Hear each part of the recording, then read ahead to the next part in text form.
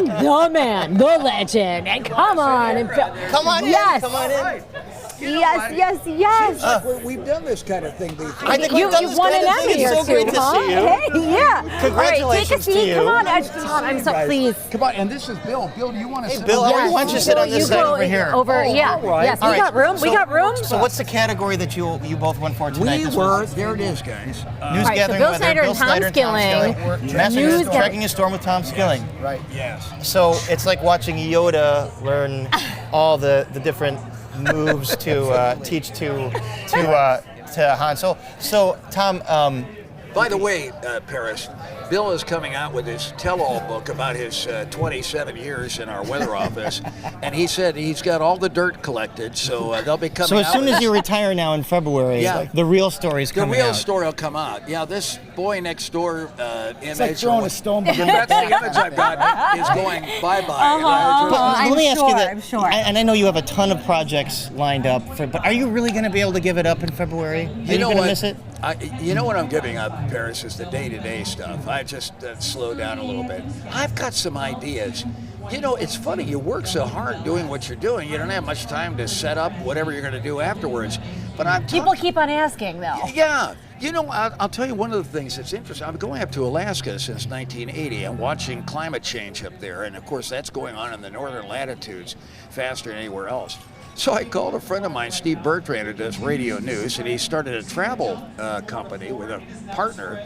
Said, you know what, Steve, what if I wanted to take people up and show them what's going on? Where the glaciers and how they're melting.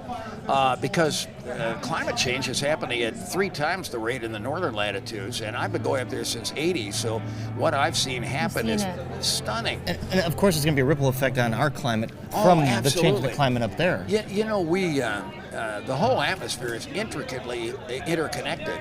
So what goes on one place immediately has upstream and downstream effects. And so, yeah. But Tom, is this to say, are you going to be perhaps leading voyages to travel Skilling?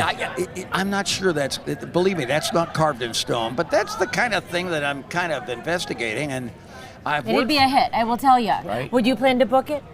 Of course, absolutely. All right. Yeah. Well, and Bill, so you both won this Emmy jointly for this we story. did. So Wait, is my this following producer. a storm or tracking a storm in studio? Tracking a storm in studio, Which correct. is very important to Sure share it is, with but folks. I mean, Tom works harder than anybody in the business. I have to tell you this, that there's nobody that eats, sleeps, and drinks the weather like Tom. I mean, he literally starts his day every day at 8 o'clock in the morning and literally doesn't stop until 11 at night. And that's not because he's goofing off. It's because he's literally crossing all his T's, dotting his I's, and making sure that there's every little angle looked at when it comes to putting Weather the forecast change. And together. to work with this guy is amazing. I keep kidding Bill, and I said, we've got kind of a Vulcan mind meld. We've worked together so long. We did the Tribune 26 page plus for That's years. really Right. special. We work That's every so day. rare. Bill helps with It is rare. computer It is rare. graphics. You know, That I mean, Tribune page was just such it a was- great, it Yeah. was so Very graphic, Everybody's so growing up, informative. right? Paris, we had a whole team that worked on that. There were We 4 veteran 40-year weather service retirees. You had like lessons, you had like weather terms in Yeah. there. Right. It was like, one of your mentors came on our show once. I can't remember, it's Vince, who was the guy that's founded the Weather Channel? John John Coleman. Coleman. John Coleman. Right. And he John came in Coleman. and he said the thing he loved the most about you was that for most Chicagoans, you are the most science that they're getting. The average Chicagoan, Right. you are their source of science every single day. Yeah. Their only source sometimes. You know what, Paris? I literally scared the hell out of the news consultants. I mean, when I was doing Have they ever tried to rein you in? Oh my gosh, yes. In my early years, you'd sit down across a table and they'd bring a book of research like that, and they'd start going through it and say, now you use terms like dew point, jet stream. Nobody knows what that means. I said, well, how are they going to? They're not going to know unless you use it. Well, and you know what? It's not brain surgery. The jet stream tells you where the weather's coming does, from. Showing exactly. people that is not a terribly complex. No. And, you know what? And I never had a viewer come up to me and say, well, yes, once in a while you get one, but say, I don't understand this. The idea is not to use a bunch of jargon that nobody understands. Try and explain what's going on. Trying to teach, in a sense. Yeah. I mean, it's kind of interesting how nature is going to put tomorrow's weather together and the weather a week from now. And the modeling that's being done today is like nothing. I've watched in the last 50 years meteorology come farther than it had in all the time back to Aristotle, 340 BC, who wrote Meteorologica, which was the treatise that really started the entire science. What a time to be in the field. Awesome. I tell Bill and I tell the other young people that have worked with us, we're involved in a profession that really has come light years in just a matter of half a century. You have so many tools to look at. I mean, just in the 26 years that I've been there, there's so many different tools that we're able to look at now. Models. Yeah, that we didn't have available to us years ago. And it's just... Does it make the job harder or easier? No, I think it's, you know what? In our business, we're not like... We're in the method of the more the merrier, because we want to look at more stuff. If we can get our hands on this model, that model, that is always a viable solution as to what the actual weather is going to happen. Well, it's why you're working at 8 a.m. until 10 p.m. That's right. No, for sure. What we do is we use an ensemble approach. So you take the extremes of each model, like the highs and the lows, and it's like you're making a batch of stew. You throw it all in a pot, you put that all together, and then you get, you get an average forecast which rules out. You can tell which model runs are going off the rails. Right. It's called the Monte Carlo effect. Right. And interestingly, this was developed by brilliant mathematician Stan Ulam and his wife, a brilliant Polish mathematician. When they were working with Oppenheimer in developing the atomic bomb, the first mainframe computer in this country was developed at Princeton University. It was patterned after Alan Turing's work, the brilliant mathematician who broke the Enigma code during World War II. But Turing had written a paper in the mid-30s and said, I think he called it the universal machine. He said that a machine, given the proper instruction, could solve, he figured, almost any problem. And here we are. And he was talking about computers, and the instructions were what we call today software. So John von Neumann, a Hungarian-American mathematician who had escaped the Nazis and the Soviets, came to this country and spearheaded this effort at Princeton University to develop a mainframe. And he always thought weather control was the ultimate weapon. So he thought, Oppenheimer grabbed him to do mathematical calculations for atomic bomb production down in Los Alamos.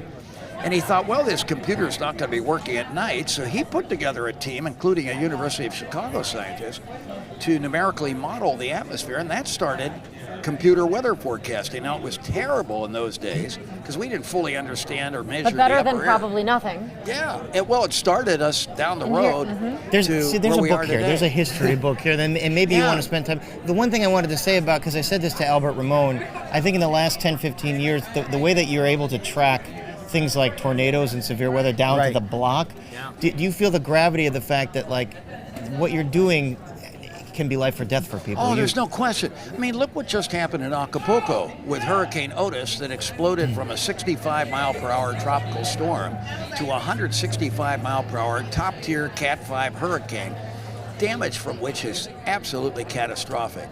This developed, and the models missed it. This is what's happening as we warm our oceans up, and these storms derive their energy from latent heat energy that's brought about by the evaporation and condensation of warm seawater. The warmer the oceans, the stronger the storms. It takes 3 days to evacuate a coastline in this country now, even reversing the interstates, so they're all going away from the coast. 3 days. We've got to get forecasts out to people that far ahead of time, and we've also got to work on intensity forecasts, because if somebody's watching their TV thinking, am I going to evacuate tomorrow? It's only a Cat 1, I can survive that. And they go to bed and wake up the next day, it's a Cat 5. Right. The degree of destruction done by a Cat 5 is exponentially worse than, they get on these barrier islands. Really That's not an exaggeration. No, it's by not. any means. Not at all. And Chicago has its share of it. We the think about tornadoes coast, that you track, but- I mean, if you're going block by, it's life or death for folks that live perhaps in this part of town or that part of town, and you're tracking. Paris, as a journalist who's covered the news of this moment, what happened in Plainfield with an unforecast tornado. It was rain-wrapped, you couldn't see it. And it was coming in August when these storms are not supposed to develop, certainly not to that intensity. we didn't have Doppler radar working at the time. We had an add-on to the Marseille's radar, but it never was expected to work. The real Doppler, they sped up the installation of it after the Plainfield disaster. So today we've got powerful radars that are able to take apart the wind fields inside these storms. And we're going to get to the point where they do what they call phased array Doppler, which is what our Navy ships use to protect against missiles coming in. These don't have rotating antennas. They scan vertically, and they'll be able to scan an entire thunderstorm cloud in 75 seconds and in detail see what's going on in there. We're going to learn all kinds of things about how these storms are structured. And whether or not you're on WGN, you'll be there to translate it, I'm sure. You'll be watching it. You have a lot that you're going to be working on, I know, after February. Congratulations, both of you. Thank you so much. I appreciate it. So great to see you. Congratulations. I hope we talk. You as well. Thank you. Pleasure. Pleasure was mine. Thank you. And I Congrats. hope we get you on Chicago tonight I would love you. it. We'll- You know we can't I wait. love Chicago. Yeah, you've got to make We the love- circuit. It's like no show on the air in this city. You guys do amazing stuff. Oh, In thank you. Paris, Thank you, Tom. Hats off to you. Well, you're the best. I've watched you my whole I worked life. with Jeffrey Beer on a project. Really? He's doing a thing on that UFO sighting over O'Hare Field years ago. And it was the product of what's called a hole punch cloud that was misinterpreted as being a UFO. A hole punch cloud. Yeah, so What's he the wanted. scientific term for that one? Well, they also call it a fall streak cloud. Okay. So I knew Jeffrey you would know. wanted an It was a pop explanation of what a quiz. hole yeah. punch cloud You was. can't At get any nothing rate, that's past this another guy. You subject. know that. I Guys, tried. All right, Tom. Great to see you, Bill Steiner. All right. Thank you so Thanks. much. All the best. Thank you very much.